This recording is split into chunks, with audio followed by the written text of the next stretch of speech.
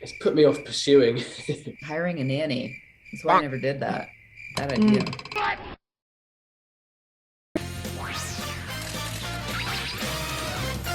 Hi everyone, good to see Team Mommy and Nanny. Is that a bunny behind you? Yeah, it is a chinchillas. Good night. Chinchillas, I have a bunch of them. And So this is a mommy chinchilla. And I'm the nanny. I'm their nanny.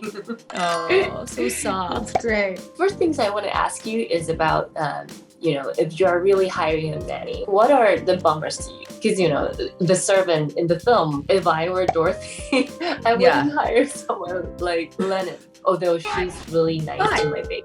To be honest, the only reason is because she's too beautiful. Oh, it's beautiful. Yes, seriously. I don't know. Maybe you do like a little bit more of a thorough background check. I feel like that maybe some references might be just a good practice, right? If you're gonna hire someone to come into your life. But yes, I think that's the whole idea of the story, and that's like the heart of the terror is as a parent who you let into your life and just how vulnerable you are to the people who affect your children and you. So yeah, hiring a nanny. That's why I never did that. Bad idea. So you just take care of your babies by yourself? Yes. Right here. You're right. No, you're right. Inevitably, even if you don't have a nanny, you still have to, have a babysitter here and there. You don't know, and teachers and people come in your life and influence your life and family, no matter how hard you try to protect your children's. And the reason why I asked that as a first question, because all the mummies are worried about beautiful nannies, which is, that happens a lot when the husband may fall for the nanny. Well, I went for the brother, so. Yeah, she goes for the brother. Mercifully, that's not a theme we've done on this show. We steered away from that one and went for the baby resurrection stuff instead. Nell, you're very young as a nanny. Did you receive any training to take care of the babies in the real life for this character? No, not at all? No. I mean, I was 19 when we first started shooting the show, and I had never taken care of a newborn baby in my life. And I just spent time holding the kids and getting to know the babies and spending time with them and their mums in like their playrooms and stuff. And yeah, I think I was really, really, really nervous because I spend so much time with the babies that play Jericho, so much time. And now I'm so used to them. Like by season 3 at this point, I'm like, he's over my shoulder and I'm texting on I'm joking. I always take care of him. Texting, drinking, holding me by the foot. No, I feel a lot more comfortable with the babies now. And yeah, it's a new skill that I have. I think it's good. It's prepared me for I have a baby. And there was a lot of close-up shots in The Servant. Do you find it's challenging to the performance? I don't know, maybe the camera can be very close to you. Also the facial expression, you have to be very specific. Is it more challenging? Yeah, it definitely requires a certain amount of trust. I mean, there have been times where the camera is so close to us, or even on our eye or something, that you can't even see the other actor. Or there was a time they used this special lens that splits the mirror split lens. So you look into the lens and you see through a mirror with the other actor. And so, those are shocking at first, but then, once again, you sort of just get used to it and rely on the performance that the other person is giving. So if you rely on the other person in the scene, you'll be okay. Yeah, and we're lucky to have all these beautiful actors. You're having season 3, so you must be quite used to it. And how? I'm so sorry, Lisa. That's all the time we have. Oh, I'm sorry. But it's good to talk to you. You too. First of all, I want to ask you, if you were hiring a nanny, what are the bummers to you? Good question. It gave me the creep. I sort of was like, what do we do about nanny? Right.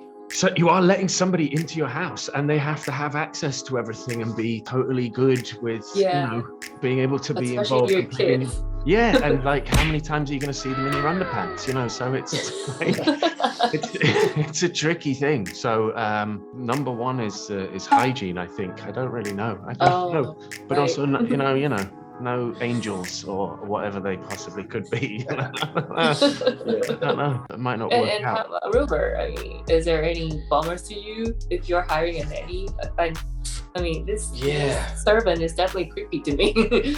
I wouldn't hire kind of has put me off, to be honest. It's put me off pursuing a nanny, because I mean, for the same reason, like it's a strange thing, kind of letting a stranger in. I mean, I guess over time you build a trust, and they're not kind of demonic,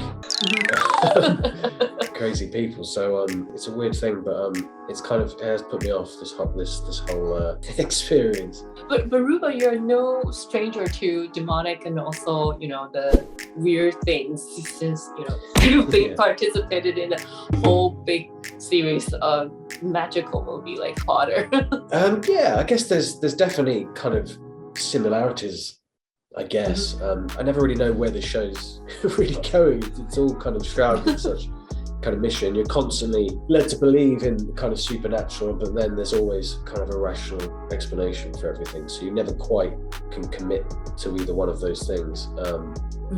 So yeah, it's kind of the same, but different. But yeah, no, it's a genre I love. I've always kind of loved horror, and it kind of lives in the same kind of world. And Toby, I can notice that the food is a big character in this series. And when we think about gourmet dish, it's always related to something positive and nice. But in this film, it's kind of disturbing whenever it shows up. Is there a message, or does that mean anything? Yeah, I think it's Sean's subconscious playing out. I think, you know, with a view to what you were just talking about with Rupert, it's always so fun for me to, you know, whenever I speak to someone who's watching the show, they're like, so what happens? I'm like, we're in that same place. We're really trying to figure out what this means, what this is, what, you know, and so it's that kind of show that leaves the audience to try and fathom, you know, where is this going? What is that thing? And that's always what's so exciting, because it's a thriller, and then you're kind of, you know, having this mystery go along. But I think the food really, rather than being comfort, and I think in season 2, I got a little bit more of being able to eat and just being gluttonous, and, you know, being part of the 7 deadly sins, I guess. So it's that kind of religious element coming in often on some of the food. So it's a funny one. It's always fun though, you know, because I'm always working with Drew, and we get the list of meals. We just get the meal. We don't get a recipe or how to make it. We're just like, okay, and so you then cook some of them, right? All of them, yeah, all of them. We create all of them. So me and Drew go into the kitchen on our Saturdays, or on our afternoons, or on our evenings. We get together and we chat over what this could possibly be. And Drew's culinary knowledge is vast, you know, so he's like, oh, we could do this, and we could drop it into this, and if we dropped it into hot water and we made it yellow, then it would do this. And so we've got all these great, you know, he always says, like, I'm very rustic and even, but he's got such a vast knowledge. He's very much Sean's brain. So I have this wonderful alter ego, which is so lucky for me to play along. But yeah, I don't know with the food. What? Why are we cooking these brains? What are we doing? Yeah, I know, right? So the weird food is always, I mean, the director and the writer's idea. It's not yours. It's never ours, no. So lastly, can you tell us the best reason to see the season 3? Yeah, I mean, as we were saying, it's that thing of what is going to happen next. So it does keep you on the edge of your seat. I was literally talking with Sam, my publicist, and she was like, oh, I've only seen 5. And I'm like, it's great to see someone kind of disappointed that they're not getting more. So yeah, it's that show. It's that show that you always want a little more than you get, I think. I think we leave the house a little bit more in this season as well. So we see a little bit more of the outside. You do. I don't think I Yeah, cool. Hi, how are you? Hi, yay, Emma, it's good to see you again. Well, for so many years, you're as young as the last time I saw you, which is a couple years ago. It's, dude, your shirt's amazing, I have to say. Love it. Yeah, well, I'm trying to match the theme. It is the servant, That's although true. it's a colorful one.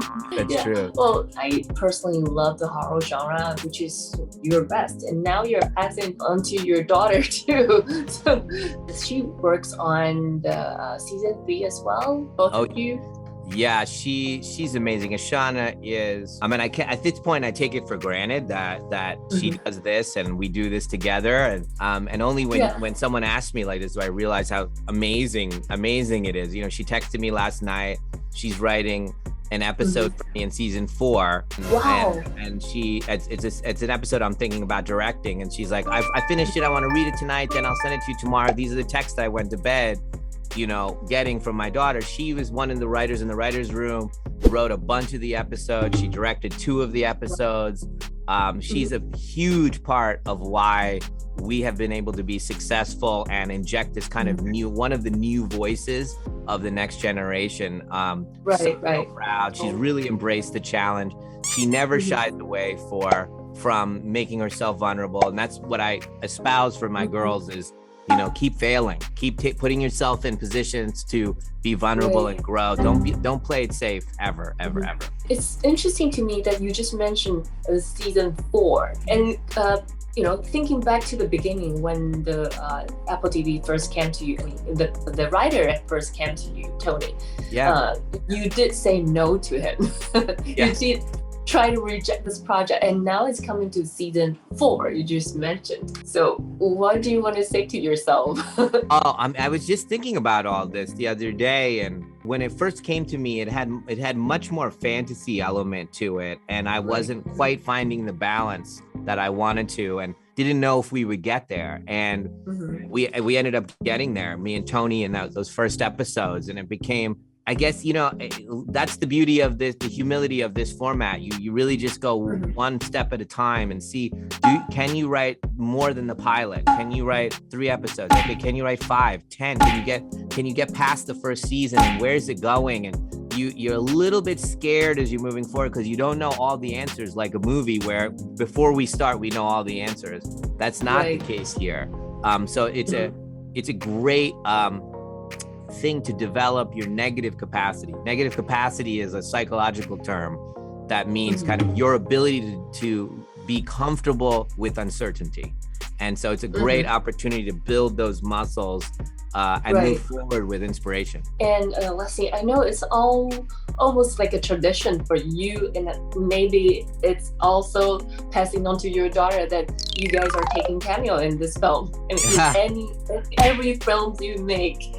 Well, Servant, you know, I think I blew it with Servant because I played the guy who delivers the rabbit, like the food in the first episode, and it's been hard to find another part for that guy. And then there's so many other parts that popped up that I could have played. I'm like, well, now I can't play 8 different roles in this world, this fictional world. So I went too quickly. I shouldn't have played the rabbit guy. I should have held out for a better role in the series, but now we have to figure out the delivery guy back. Why not? I mean, multi-universe is popular now. The time that we've got. He could have a twin brother. Yeah. You're right. For sure. We definitely love to see it. I mean, we love to see you as a cameo in any of your films. Oh, that's so sweet. Thank you. Thank you so much, Nani, and it's a pleasure to talk to you, and hopefully I can talk to you in season 4 too.